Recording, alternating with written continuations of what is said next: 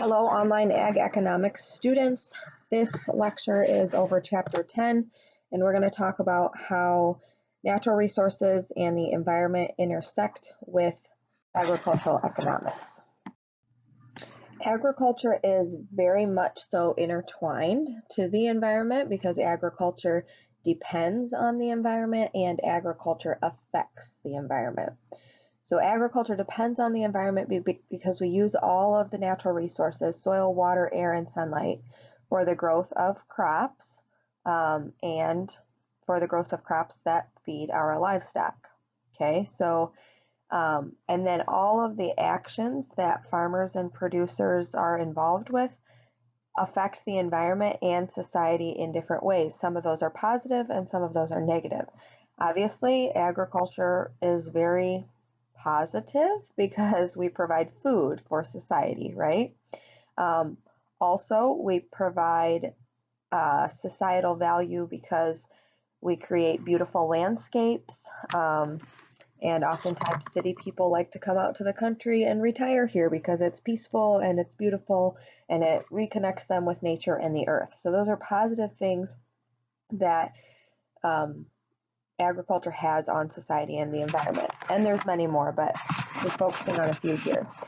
This chapter focuses on the costs to the environment. So a lot of the negative aspects that agriculture causes to the environment, and not singling out agriculture as, the only industry, but just the reality that comes from air pollution, from the tractor and machinery and equipment that we use, and all of those things cause different other things to occur. Okay, so emissions of ammonia, which is a fertilizer, nitrous oxide, methane, and different things from the fertilizer.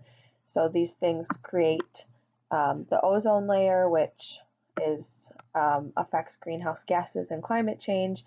We also contribute to water pollution through fertilizer runoff.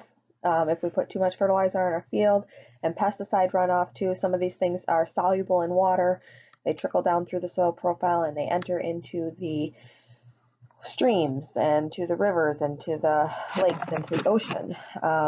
Soil erosion also is something that we contribute to depending how we manage our land, and this can cause different clogging of hydroelectric facilities and things like that. Okay, so we have air pollution, water pollution, soil erosion. There's the cost that's associated with the odor that farms produce, especially larger operations that have lots and lots of livestock, more potential for odor to those surrounding homes and businesses and cities and areas. And then habitat for species. So, every time that we take trees out for fields, this is a cost to ecosystems and to our environment. Okay, so not to be like negative Nancy here, but this is sort of what this chapter focuses on, and how we can capture how this cost is captured or not captured in the market. This is just a depiction of all of the different ways that agriculture is interacting with the environment through, here's soil erosion, here's some of the gas emissions that go up to the smog clouds, gas emissions from the animals, nutrient runoff through manure and also through fertilizer, that ends up in the stream. Here is a graph of water quality in the United States and the different parts of the United States. So we can see here that water quality is rated as good, fair, or poor, and poor is the orange. So we've got a lot of poor water quality throughout the United States. So it's definitely a concern that all industries, including agriculture, need to be aware of and working to improve. Here is a graph that just shows where the various parts of water pollution come from in regards to agriculture. So we can see that the majority of the water pollution from agriculture comes from fertilizer, nutrient runoff. Some comes from metals, some comes from soil sediments, so that's erosion. We have some salts and then some other things. Okay, so the biggest one that we're really worried about here is fertilizer runoff. And producers are working to decrease that every year. There are governmental organizations, specifically the EPA, the United States Environmental Protection Agency, that is responsible for enforcing and overseeing environmental laws. And then there have been several acts that have been passed over the years that help to dictate rules in terms of decreasing water and air pollution and also taking care of endangered species. These costs that we've talked about and also the positive benefits of agriculture that we listed in the beginning, neither the cost nor the benefits associated with agriculture are paid for by farmers, nor do farmers get paid for the positive things. Meaning, farmers don't have to pay for the air pollution that they create. Farmers don't have to pay for the water pollution that they create. But farmers also do not get paid for the beautiful landscapes and countrysides that they provide to society. So because of this, not all costs and benefits are captured in the market. So we kind of define this market as an inefficient market. Efficiency can only exist when all economic surplus is captured and there's no deadweight loss, but there is a cost to pollution and there is a value to beautiful landscapes. And because all of that is not captured in a market, we have essentially an inefficient market. So even though we don't pay farmers to reduce their pollution, or farmers don't have to pay in order to pollute, and farmers are not paid for creating a beautiful landscape, there's actually a theoretical economic value to the environment. Why there is an economic value is because there is a population that is willing to pay for a decrease in water pollution.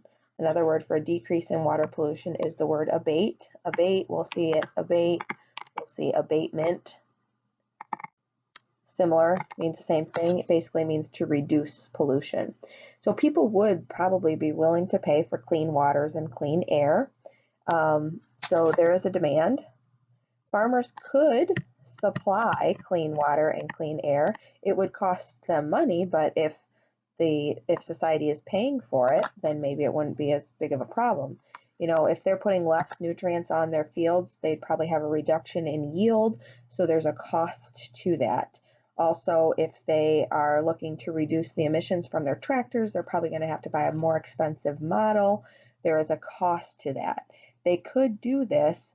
They could supply this pollution abatement, so this reduction in pollution, but it's going to cost them more money. And as pollution abatement increases, so the more pollution that farmers are able to get rid of or decrease, it's going to cost more. Each additional unit of pollution reduction is going to cost more. So we could actually also create a marginal cost curve associated with abatement. So basically we can look at pollution, reduction of pollution. We can look at pollution as almost a good, a service or a commodity that could be bought and sold because there is a demand and there is a supply for it. Okay, and we could also develop a marginal cost curve.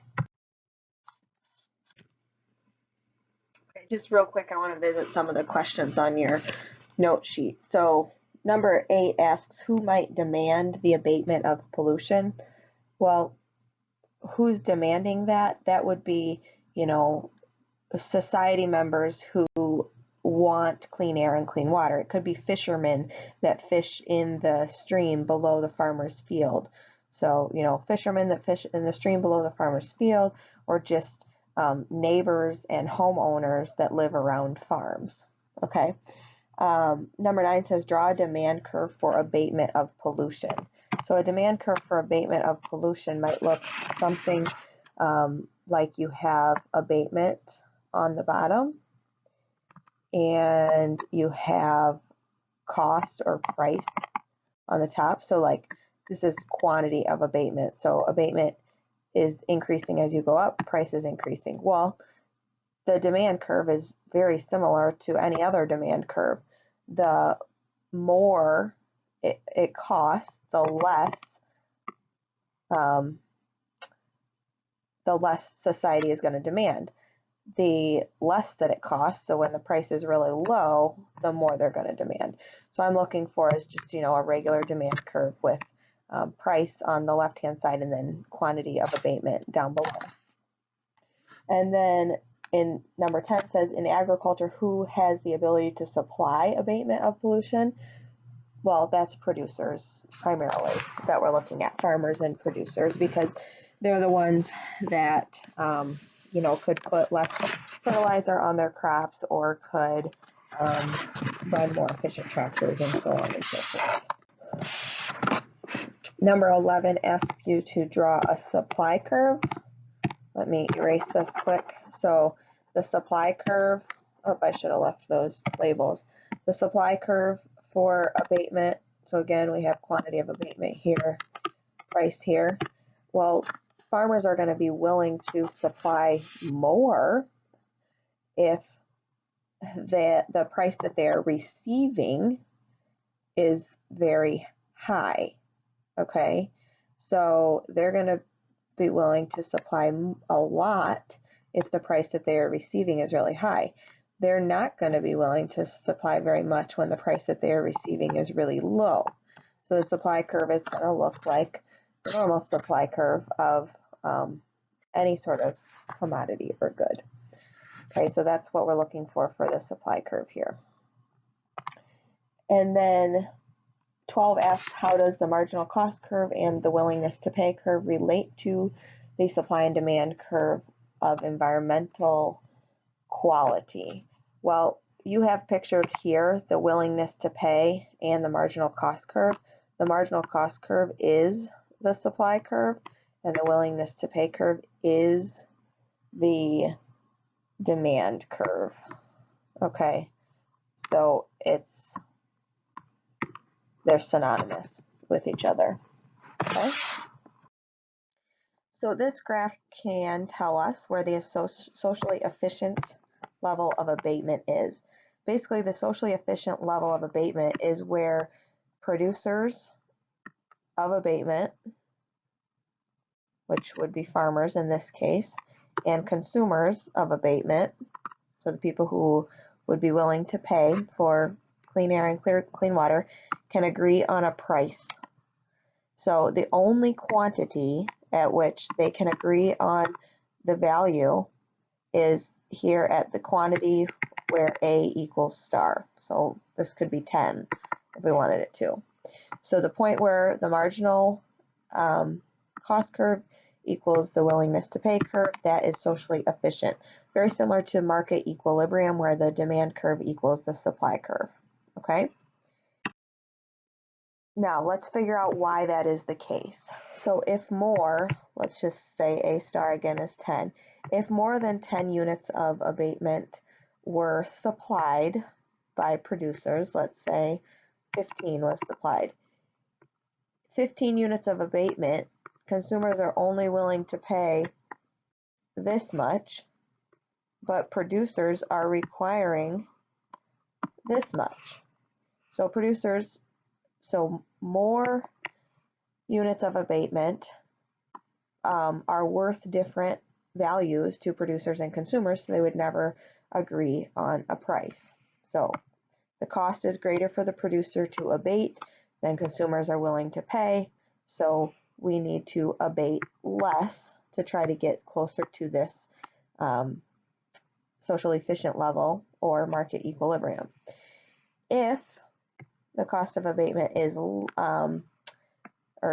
if the quantity of abatement is less than A star, so let's say it's down here by 5. Let's erase some of this. At that point,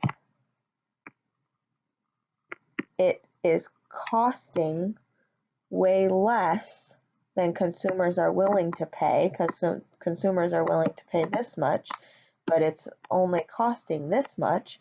So we should continue to abate more to get closer to that socially efficient level. Okay, because in this case, basically the producers they want to continue to make a little bit more money, and the consumers are way overpaying. Okay, so again, this socially efficient level would be a quantity of abatement that producers and consumers could agree on of the value of it. But this does not happen in real life because we don't really put a value or a cost on getting rid of pollution. Okay, so this is sort of a dream scenario. So we do know that there's a value to getting rid of pollution because there has been research done. There's been some market studies that show that the public is definitely willing to pay for less pollution in the air and less pollution in the water. But there's no market values or data associated with how much they would be willing to pay. So it's really difficult to estimate the amount of money that people in society would be willing to pay to reduce pollution. So not only is it difficult to know how much consumers are willing to pay for pollution abatement doesn't follow 3 major rules that or characteristics. It doesn't satisfy 3 characteristics that are required in order for a good or a service to achieve social efficiency or market equilibrium. So social efficiency is really only possible with goods that can satisfy 3 conditions of what we call property rights. So these 3 conditions of property rights are enforceability, transferability, and exclusivity. Okay, and again, pollution abatement doesn't fit into these things. So I'm going to talk about each of these individually. So enforceability is the condition in which a purchased good cannot and would not be taken from an owner without permission. That is not something that pollution satisfies. Pollution abatement is something that's shared among a lot of people, so you can't really take clean water from somebody or clean air from somebody. Okay, so if this idea was not true, so if a good could be taken from an owner without permission, then nobody would pay for a good to be produced, right? Because why would you pay for it if you could take it from somebody else who has it without permission? You wouldn't buy it because, again, you could take it. So there's no market that really could arise if goods could be taken from other people without permission. So enforceability is one condition required for social equilibrium. Transferability is another condition that would need to be fulfilled, which this just means that a purchased good can be transferred from one individual to another, basically through buying and selling. Again, we don't have transferability. We can't transfer clean air and clean water from one person to another, so it's very difficult to achieve the market efficiency that we're talking about. The final condition that must be fulfilled in order for us to achieve that social efficient level of production is this concept of exclusivity. And exclusivity basically just means that for any good, the cost and the benefits associated with that good are only received by one individual at a time. An example of this would be if you bought a dog, okay? So the benefits of the dog is yours. So all of the benefits of the dog are exclusively yours. You know, you get to go on walks with the dog provides you companionship, the dog cuddles with you in bed. But all of the costs are also your costs. You have to feed the dog, you have to groom the dog, you have to bathe the dog. So everything with that dog, you know, all of the costs and all the benefits are given to the owner itself. A non-example of something that has this exclusivity is the fact that, or is farmers growing corn. So farmers grow corn, we fertilize our fields, so the benefits of that and some of the costs of that are attributed back to the farmer. The benefits being the profit that is received, or sometimes the cost would be the loss that is received, but also the costs of capital, labor, and supplies that it takes to grow that corn. However, we have this pollution that occurs from corn production, which is, you know, some of the fertilizer runoff and some of the gas emissions and so on and so forth.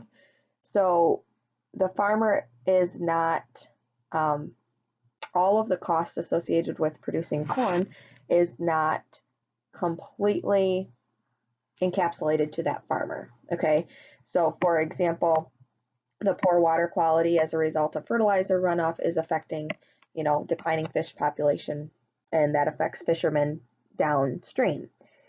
So whenever there is an environmental cost that is not captured by the market, we call that an externality. So the farmer is not paying for the pollution, and again, nobody is, the buyer of the farmer's crops is also not paying for the pollution. So this is an externality, so that's a term that we need to know. So externalities can be positive or negative, but they are things that are basically not paid for. They're caused by production, but they're not paid for by either a consumer or a producer. We can have positive externalities and we can have negative externalities, and agriculture produces positive externalities that they're not paid for, and they produce negative externalities that they don't pay for. Okay, so examples that we've been using, or here are some live examples. So I live across from a beautiful horse farm. This has increased the property value of where I live because it's a beautiful site, and I get to see the horses running every day. I get to see the pastures, the green pastures, the white fence, all of that. That's enjoyable to me, and that's part of the reason I bought this house, but I didn't pay that farmer for the beauty that he created across the road. So that's a positive externality. A negative externality is the example of the fertilizer downstream, but another example is that I have chickens and I have a rooster. My roosters are super loud, especially in the morning, and they, you know, can wake up all the neighbors. So that's a form of noise pollution. I don't have to pay anybody for that noise pollution, and nobody pays me to get rid of that noise pollution. So these are things that are not captured by the market, and those are called externalities.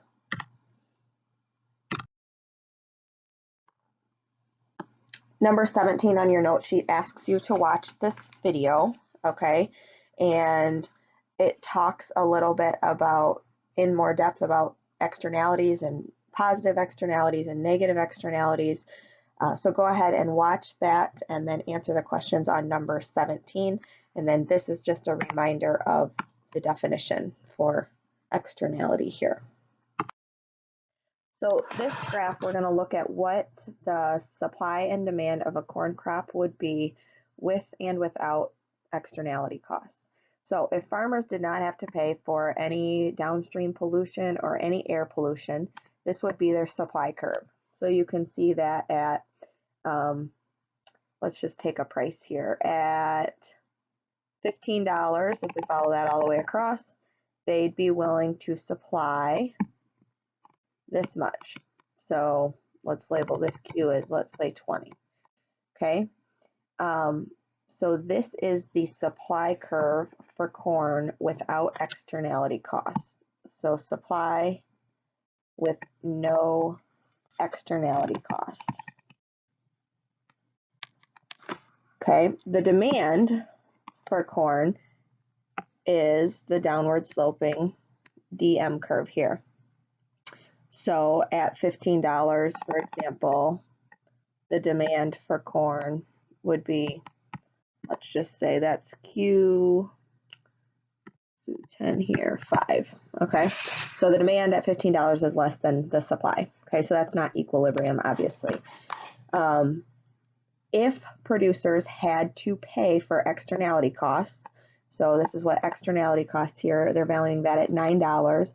So if they had to pay, let's say $9 per acre for the pollution that fertilizer runoff has downstream and for the air pollution through the equipment running the tractors and so on and so forth.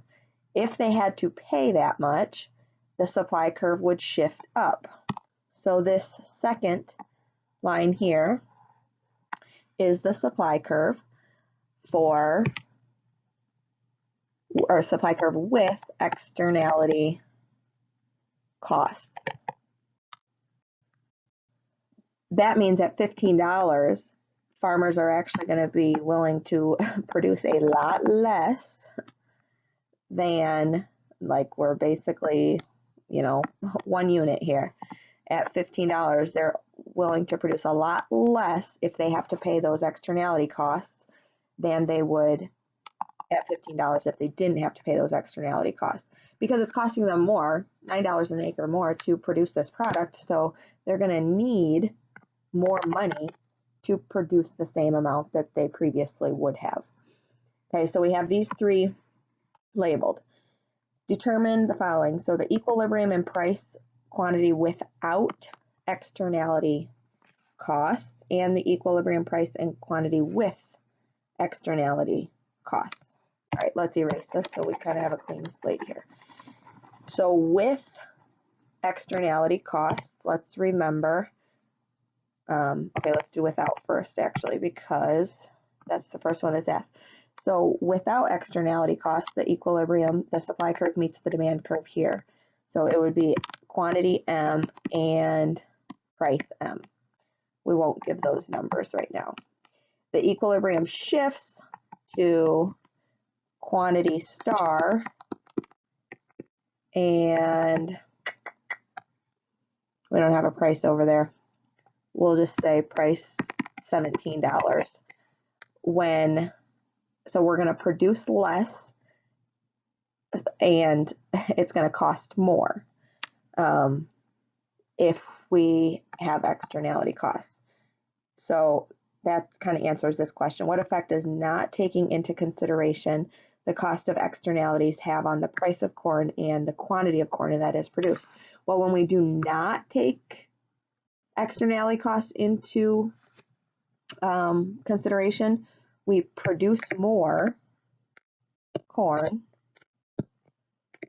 for lower prices, because here we're producing more corn and the price is less, right? The price is up here for when we take into consideration externality costs.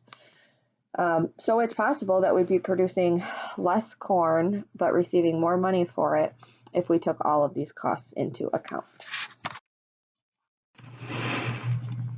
When there are externalities, positive or negative, present, the free market will not achieve socially efficient level of production, because as we saw before, the actual socially efficient level of production was less corn at a higher price, but that's not what we produce because externalities are not accounted for.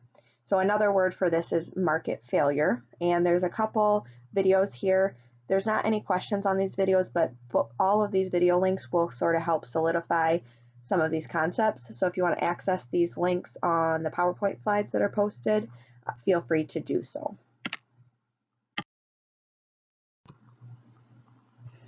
So the government helps to reduce negative externalities through 3 different ways. They use different policies. One is a command and control policy.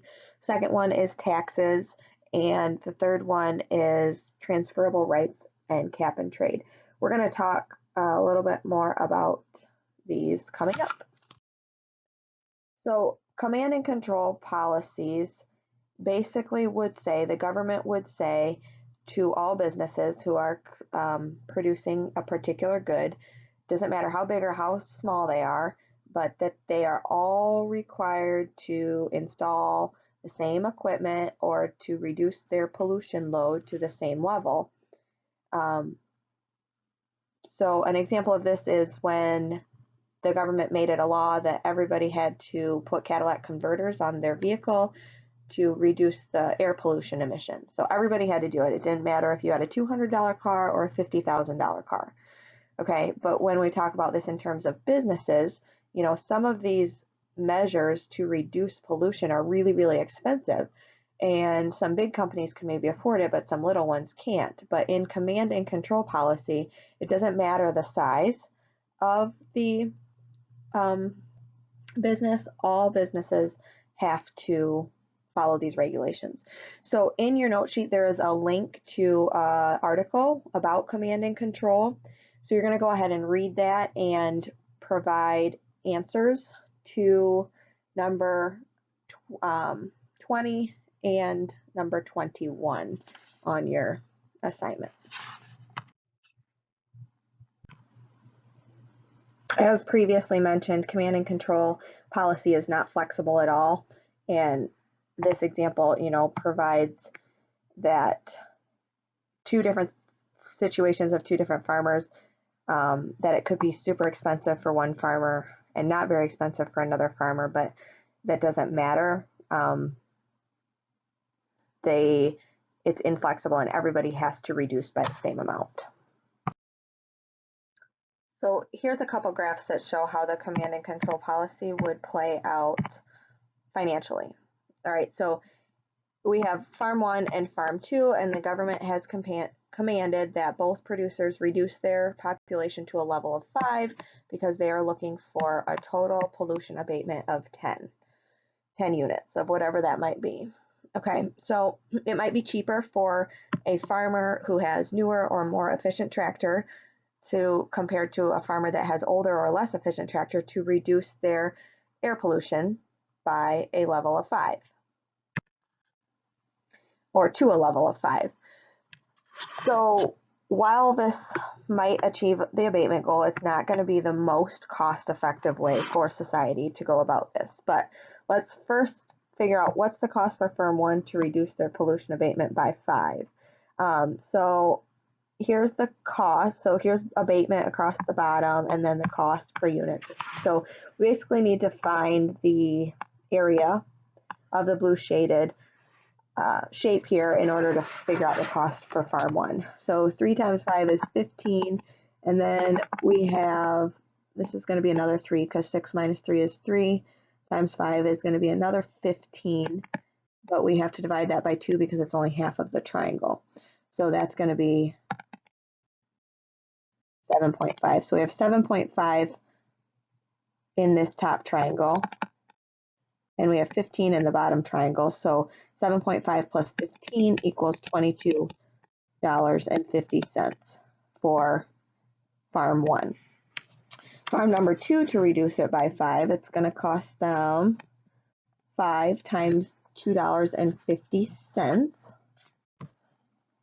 So 5 times 250 is $12.50. And then for the second little triangle here, we have a height of 150, okay, times 5. So $1.50 times 5, doing that quickly in my head, will be $7.50. But we still need to divide 750 by 2.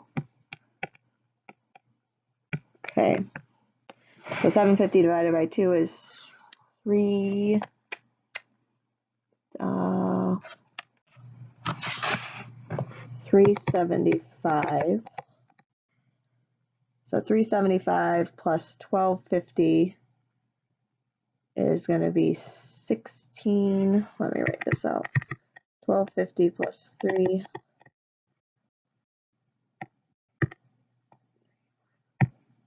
It's going to be 1625. All right. Hopefully I did that math correctly. But regardless, you're going to see that it's a lot cheaper for the second farm to reduce their input or to reduce their pollution compared to the first one. So the total cost for reduction, let's do 1625 plus 2250. That's going to be 3875. Okay, so we need to figure out, is that the most cost-effective way? Well, the answer is no, but how do we find the most cost-effective way?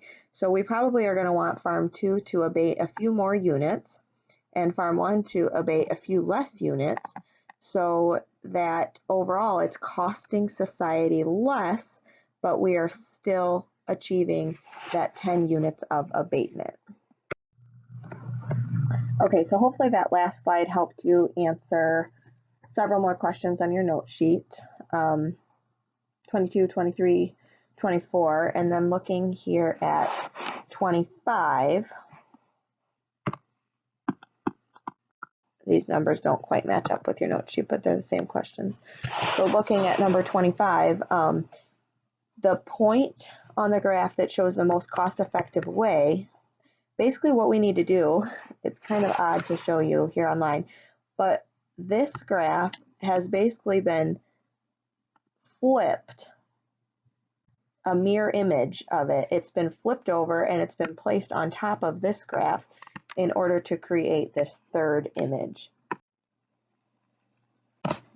And the most socially efficient or most cost-effective way for society to abate those units is going to be the point where these two lines intersect after we do the flip. Okay, so the second, the flip of the second graph is actually following, abatement is increasing from the right to the left instead of from the left to the right. So firm number 2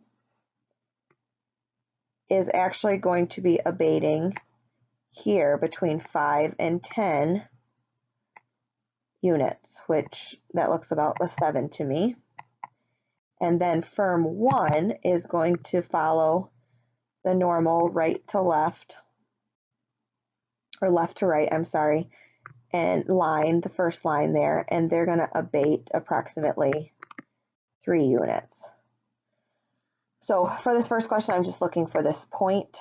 And then I do ask on number 26. Nope, I don't ask the exact point. So we're just looking for this point right here. Okay, so again, we did the math and figured out the cost of abatement for Farm 1 and Farm 2. And then we figured out the point that's most socially efficient here. So these concepts can be put to use in a problem like number 20, which this is one of the problems that you need to do for homework. So I'm going to go over it with you. So it says, suppose that two firms have marginal cost curves of abatement as shown below. Would a government regulation requiring both firms to abate 10 units be cost effective? And let's explain that. So our step 1 is going to be to figure out what does it cost each firm to abate 10 units. Okay, so firm number 1, it's going to cost them the 10 units here, the value of this shaded area, because again, each additional unit that they abate is going to cost them more, so it's different prices for each one. That's why we can't just take 10 times 4, okay? We have to just find the area of the rectangle and the triangle. So 10 times 1 for this little box is 10, and then we have 10 times, we've got to find, this looks like it's at like 350. So 350 minus 1, the height of this is 250. So 10 times 250, 10 times 250 is 25. then we got to divide that by 2 because we're finding the area of the triangle, which is 1250. Okay, so 10 plus 1250 is 2250. So this is 1250 in here for a total of 2250. So it would cost firm 1 $22.50 to abate 10 units. Firm 2, 10, if we follow 10 up, we are going to hit right there. We have to do a little bit of estimation here. It's not quite 3, is it? Not quite. We'll say 275. That's going to make our math a little bit more complicated, but that's okay. So we need to find the area underneath here to figure out how much it would cost them to abate 10 units. So we have 10 times, looks like the center here is 150. So 10 times 150 is 15. So it's going to cost them $15 plus the area of the triangle above. So we have $2.75 up here, $1.50 here. So let's find the difference between $2.75 minus $1.50. That's $1.25. So the height of this rectangle is $1.25 times 10, because that's the base of the triangle.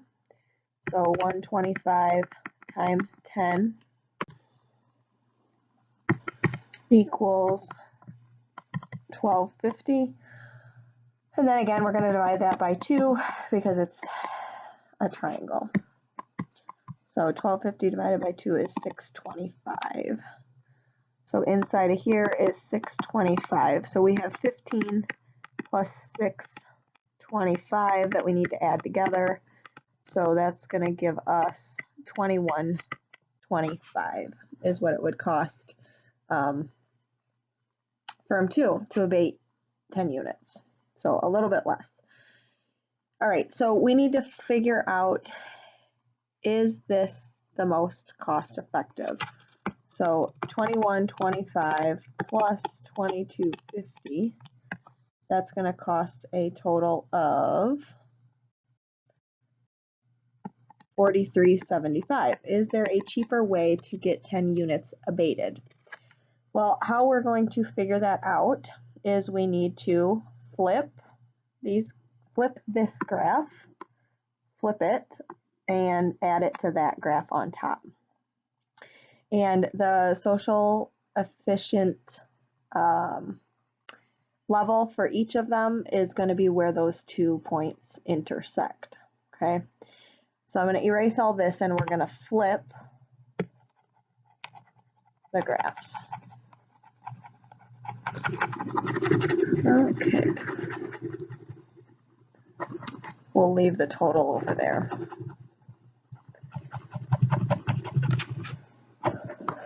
Okay, so I'm going to flip the bottom graph and put it up on the top graph if I can do this properly. All right, so first let's label, this will be 0, and we're going this way. This will be 10, and this will be 20. So for my 20 point, my 20 point hits $4.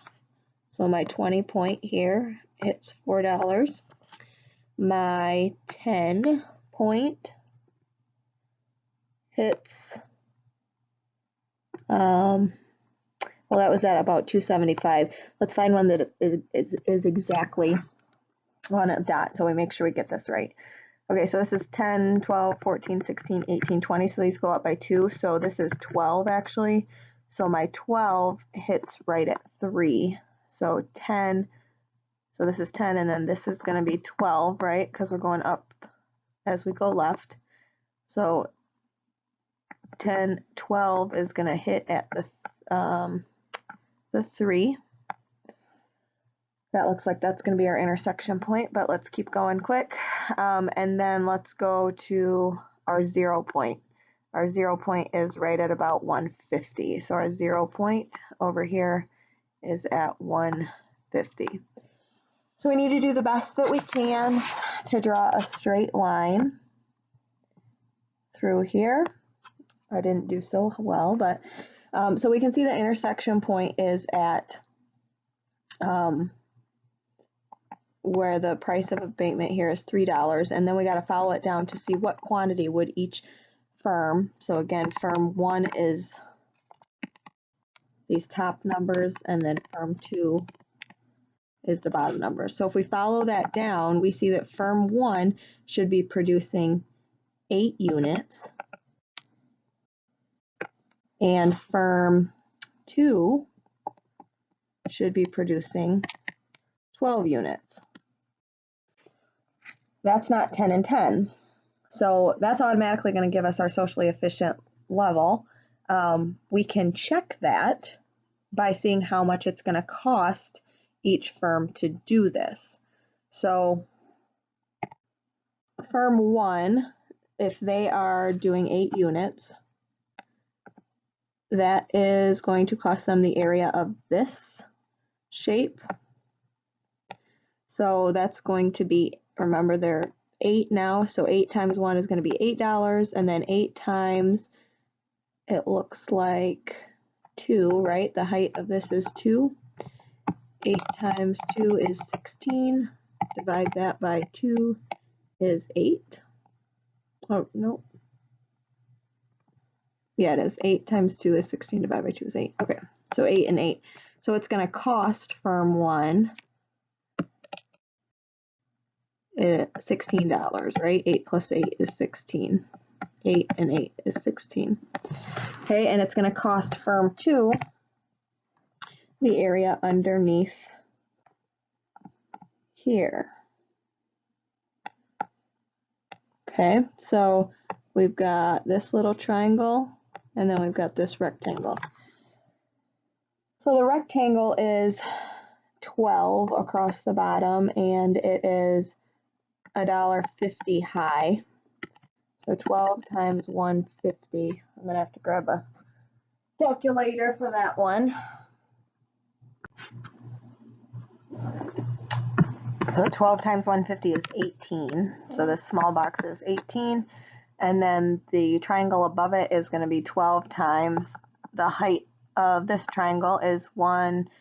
Okay, so this is $3 right here, and that's 150. So 3 minus 150 is 150. So that is 12 times 150, which we just did, is 18, but now we can divide it by 2. So that is going to be 9 up top. So the total for firm 2, cost for firm 2 is 18 plus 9, so 18 plus 9, which is 27.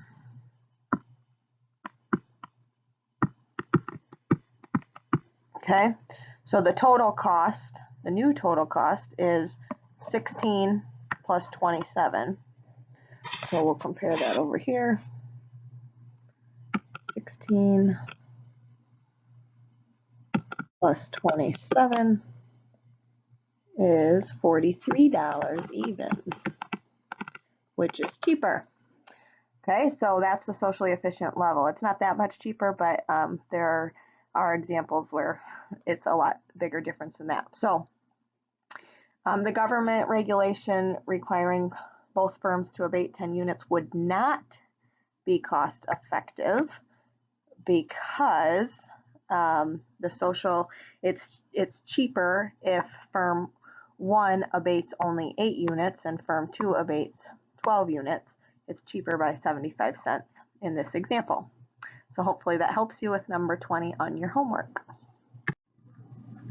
So we saw that command and control policies do not allow us to get to the most cost-effective quantity of abatement because different firms can afford different amounts. So requiring every single company to abate the same amount is not the most cost-effective.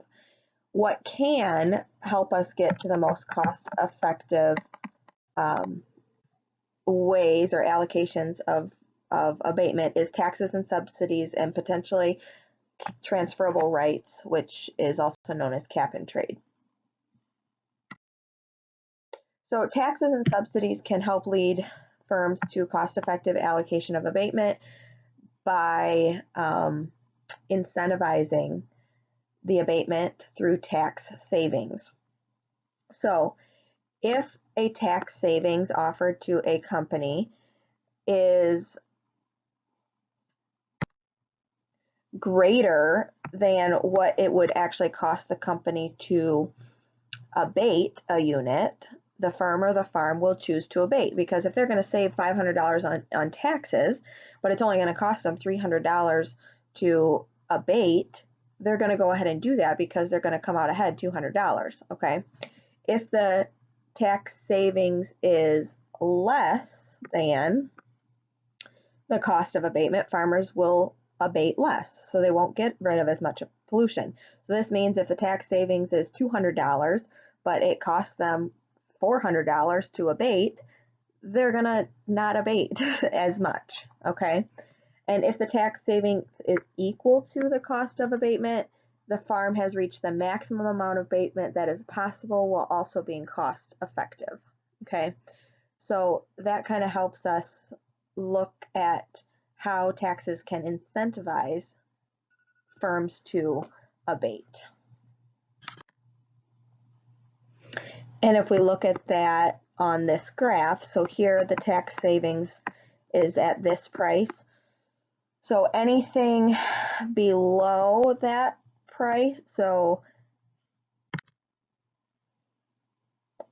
when the cost of abatement is below that price, so all of these quantities, basically 0 to 3, the company is going to continue to abate until it equals the price of the tax savings.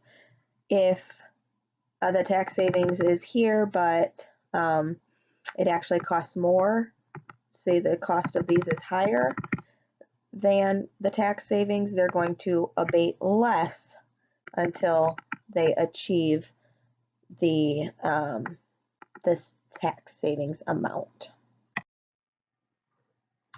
A reduction in abatement can also occur if the product that is being produced that is creating pollution is taxed.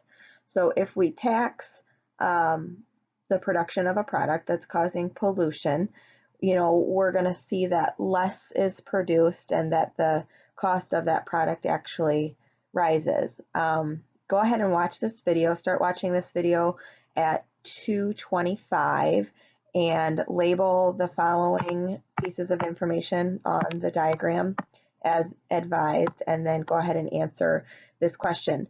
But this is kind of the opposite. So the previous slide we talked about tax advantages for abatement and tax savings. So the government incentivizing companies to get rid of pollution by offering tax savings. And this is the opposite. They're saying we will tax you for every product that you produce because of the pollution that it causes. So a little bit different, but go ahead and answer those questions. The cap and trade system, also known as transferable right systems, basically allows small farms and big farms and small firms and big firms to trade abatement opportunities or abatement policies. So if the government says we need to abate 100 units of pollution total, they don't care if small farms are doing this, big farms are doing this, small companies are doing this, big companies are doing this. They just care that that much is pollution that's being gotten rid of. So, you know, they may provide an incentive or a tax credit, and this may be more enticing to larger farms who can more easily make these adjustments, but it might not be very incentivizing to smaller farms. So, you know, they put out 100 units and they give 10 units to every single farm, but then the farms can trade amongst themselves because everybody kind of has different costs that are going to be associated with pollution abatement. Okay, so just this allows these abatement policies to be traded among business to business.